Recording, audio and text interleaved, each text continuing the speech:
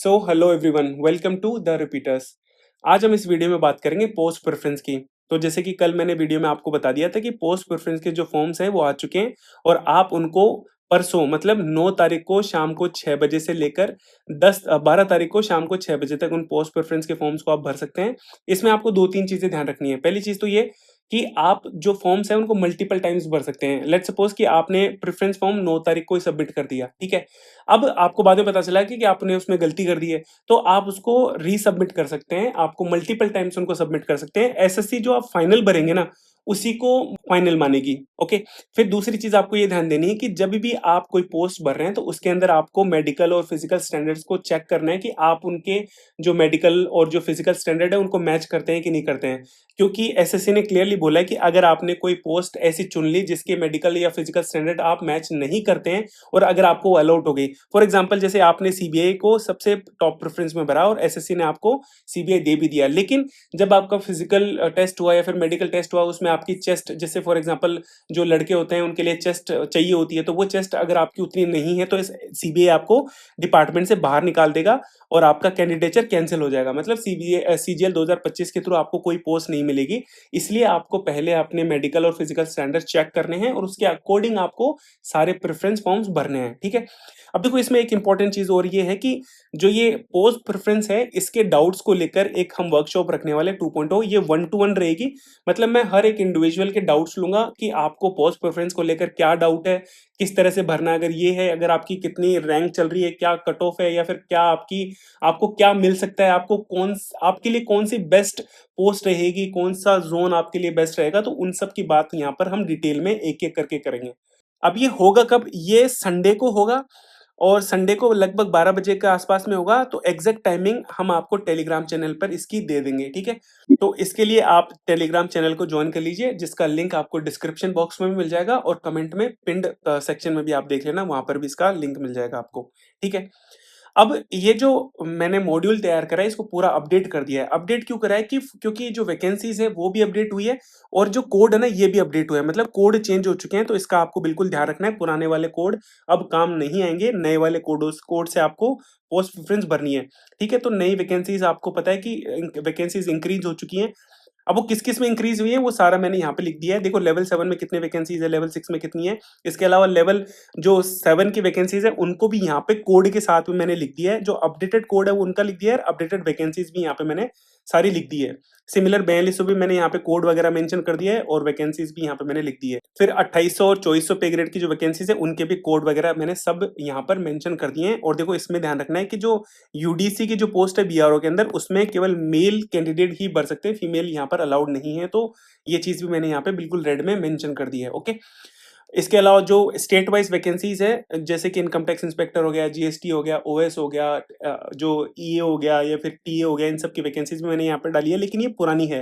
क्योंकि एसएससी ने 2 दिन पहले ही, मतलब परसों ही वैकेंसीज़ को अपडेट करा है और इतने से दिन में आईटीए लगा के उसका जवाब ले पाना बहुत मुश्किल है। इस वजह से यहाँ पर पुराने ही स्टेट वाइज़ वैकेंसीज़ दे रखी है, क्योंकि ज़्यादा चेंजेस भी नहीं हुए हैं। जैसे इनकम टैक्स इंस्पेक्टर की बात करूँ तो लगभग 20 वैकेंसीज़ ही बढ़ी हैं और इतना ज़्यादा इनमें चेंजेस आपको नहीं दिखेगा। जबकि एक्साइज़ में कोई चेंजेस नहीं हुए हैं।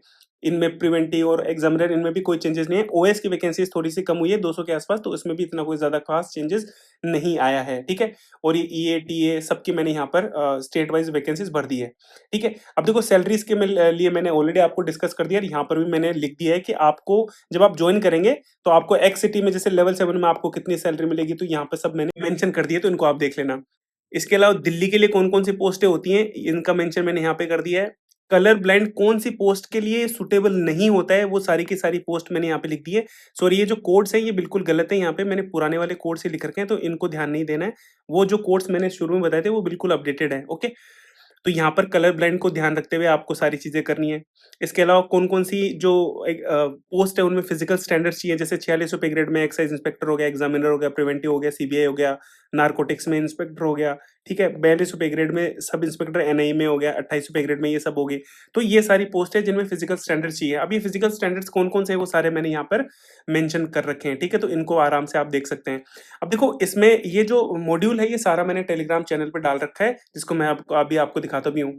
जब आप हमारे टेलीग्राम चैनल पे जाएँगे, जिसका लिंक आपको डिस्क्रिप्शन बॉक्स और पिन्ड कमेंट में भी मिल जाएगा, तब आप देखोगे कि कल की डाली हुई है 11 बज के 9 मिनट की जो पोस्ट है, इसमें आपको ये जो परफॉर्मा है, ये जो मॉड्यूल है, ये सारा मैंने आपको यहाँ पर पूरा अपडेट करके डाल दिया है। इसके अलावा कौन-कौन सी नॉन सीपीटी पोस्ट है, उसका भी डिटेल मैंने यहाँ पे दे रखा है और इसके बाद में हर एक पोस्ट के पॉजिटिव, नेगेटिव्स क्या-क्या हैं, वो सारी की सारी मैंने यहाँ पे इन्फॉर्मेशन दे रखी है, जिनको आप आराम से पढ़ के और पोस्ट प्रेफ़रेंस को भर सकते हैं, ठीक है? तो चलो अब कट ऑफ की बात करते हैं। तो देखो कट ऑफ की बात करने से पहले मैं आपको कुछ फैक्टर्स बता देता हूँ। फैक्टर्स का क्या मतलब है कि यहाँ पर कुछ वेरिएबल फैक्टर्स भी हैं। वेरिएबल फैक्टर्स का क्या मतलब हुआ कि जो डेटा मुझे मिला, तो पहली चीज़ तो मेरे को लगभग 4000 के आसपास का डेटा मिल गया है स्टूडेंट्स का और उसी के बेसिस पे मैंने सारा एनालाइज़ करा है, जिसको अभी मैं आपको दिखाऊँगा भी आगे।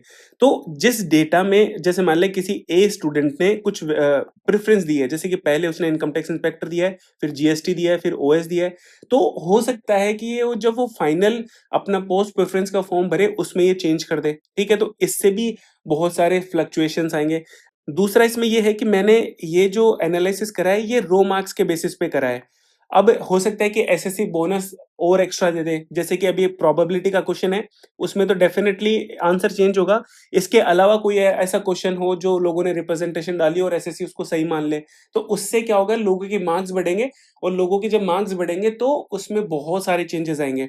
फिर कंप्यूटर को लेकर है, तो कंप्यूटर को लेकर मैं आपको बता दूँ कि एसएससी के पास में 5 सस्पेक्टेड क्वेश्चन्स हैं कंप्यूटर को लेकर, जिसमें एक वो श्योर है कि एक का तो बोनस मिलेगा ही मिलेगा।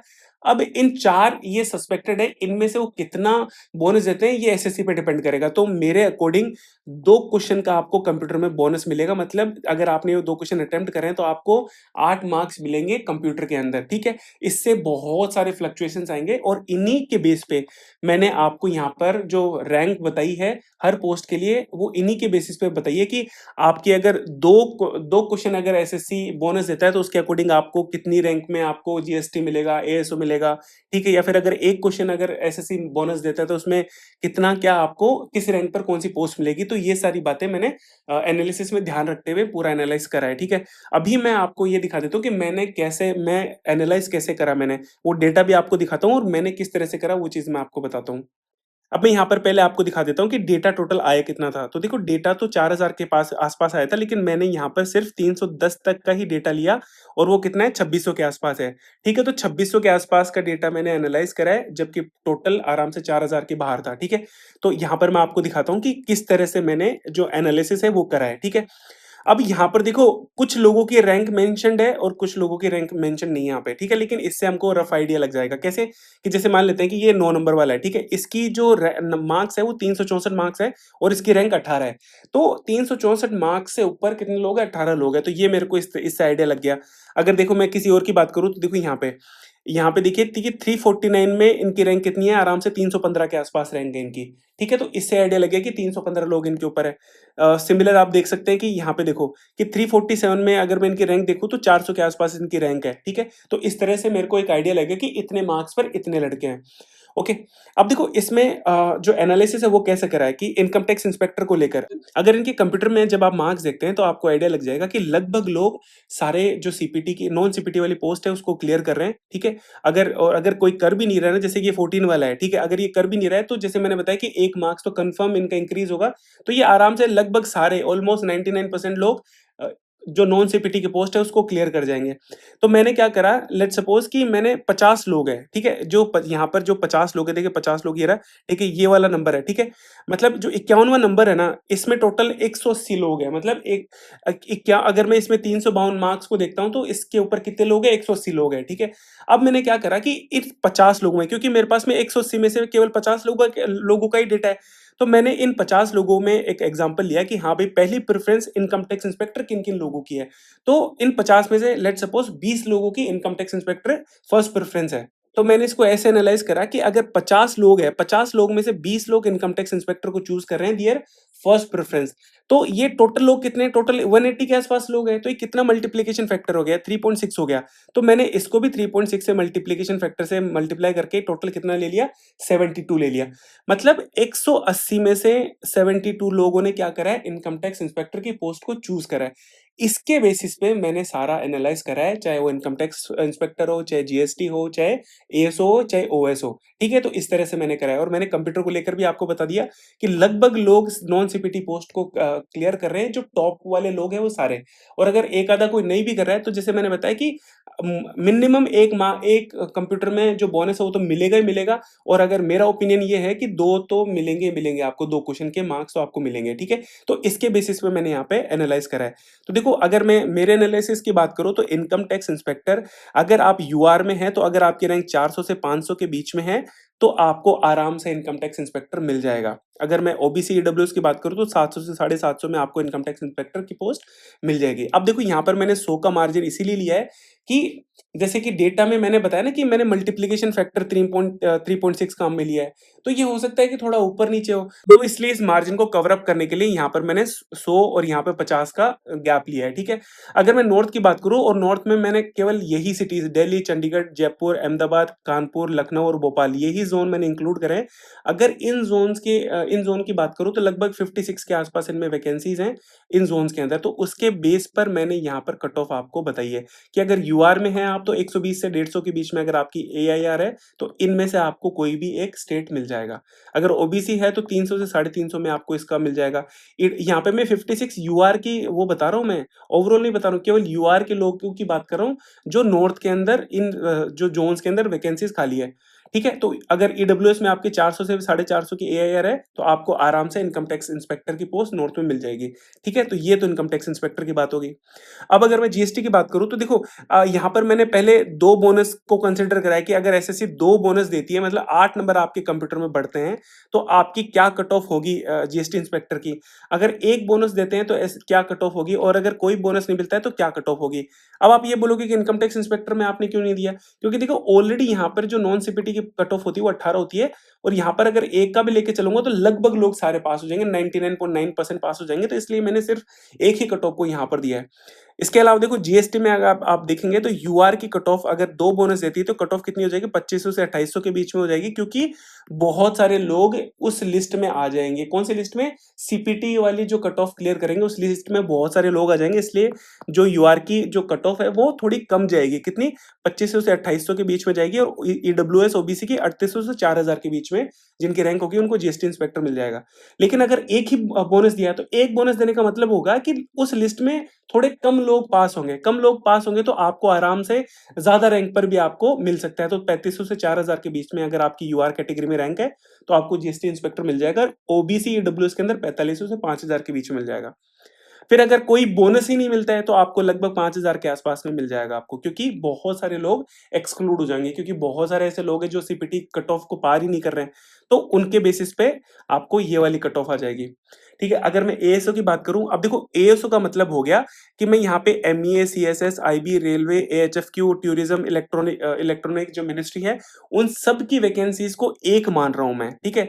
मैं यहाँ पर एमईए, सीएसएस इनकी इंडिविजुअली बात नहीं कर रहा हूँ, मैं बात कर रहा हूँ एएसओ, मतलब जो दिल्ली में जो जिनकी पोस्टिंग होती है उनकी बात कर रहा हूँ। वो टोटल यूआर कैटेगरी में 656 वैकेंसीज़ है टोटल। ऐसे तो टोटल ज़्यादा है, लेकिन यूआर में इतनी ही है। तो इसके बेसिस पे अगर आपको 2 बोनस मिलते हैं तो आपकी जो रैंक अगर 2500 से 2800 के बीच में है, तो आपको आराम से एएसओ मिल जाएगा।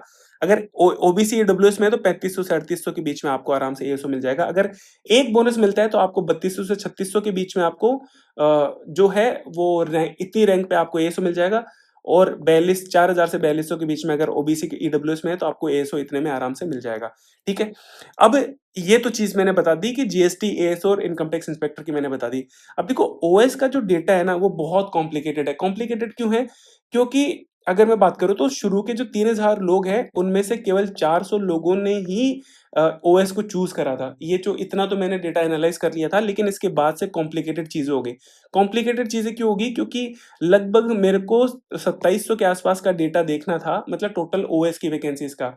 और जैसे मान लें किसी की 3000 रैंक है या फिर 3500 रैंक है, तो जिसको 3500 रैंक है वो भाई साहब क्या देखेगा कि मैं तो ओएस ही भर देता हूँ, मेरे को तो इंस्पेक्टर वगैरह कुछ नहीं चाहिए, क्योंकि अगर 3500 रैंक पर अगर मेरे को कुछ मिलता भी है ना, 46 रुपए ग्रेड, तो साउथ में मिलेगा। तो यहाँ पर ना डेटा थोड़ा ज़्यादा चाहिए होता है, जबकि इतना डेटा था नहीं एक्चुअली, ठीक है ना, इस रैंक पे। तो इस वजह से इनके डेटा को एनालाइज़ करना थोड़ा-सा डिफ़िकल्ट रहा है और मैं ऐसे इस डेटा को जो एनालाइज़ प्रॉपर्ली करके कल सुबह तक इसका मैं और एक आइडिया टेलीग्राम चैनल पे मैं डाल दूँगा और उसमें एक कॉम्प्रिहेंसिव आइडिया दे दूँगा कि हाँ भाई, ओएस के लिए कितनी कट ऑफ तक, कितनी रैंक तक आपको ओएस मिल जाएगी, ठीक है? तो यहाँ पर मेरे को इतनी ही चीज़ों के बारे में बताना था, क्योंकि बाकी जो रैंक्स है ना, बाकी जो पोस्ट है, उनके बारे में एनालाइज़ करना बहुत डिफ़िकल्ट है, क्योंकि बहुत ज़्यादा वेरिएबल फैक्टर्स आ जाते हैं उसके बाद में। क्योंकि उसके बाद में यूआर में कितने लोग पास हो रहे हैं, फिर ओबीसी वाले पास होंगे, फिर ओबीसी की मेरे को देखना पड़ेगा कि ओबीसी में कितनी वैकेंसीज़ कम थी, कम ज़्यादा थी। फिर मेरे को एससी-एसटी कैटेगरी में देखना पड़ेगा, ईडब्ल्यूएस में देखना पड़ेगा। तो यहाँ पर जो अदर पोस्ट हैं, उनके लिए बहुत ज़्यादा डिफ़िकल्ट हो जाता है। लेकिन मैंने जो मेन-मेन थी, जैसे कि एएसओ को लेकर सबको रहता है, इनकम टैक्स इंस्पेक्टर को इस बार सबको लेकर है और जीएसटी को लेकर भी है और ओएस को लेकर भी है, जिसको मैं सुबह में आराम से बता दूँगा। तो जो मेन-मेन है, उन सब का तो मैंने आपको यहाँ पर एक आइडिया दे दिया है कि कितनी कट ऑफ तक, कितनी रैंक तक आपको ये सारी पोस्ट मिल जाएगी, ठीक है? इस वीडियो में मेरे को इतनी चीज़ें बतानी थी। धन्यवाद।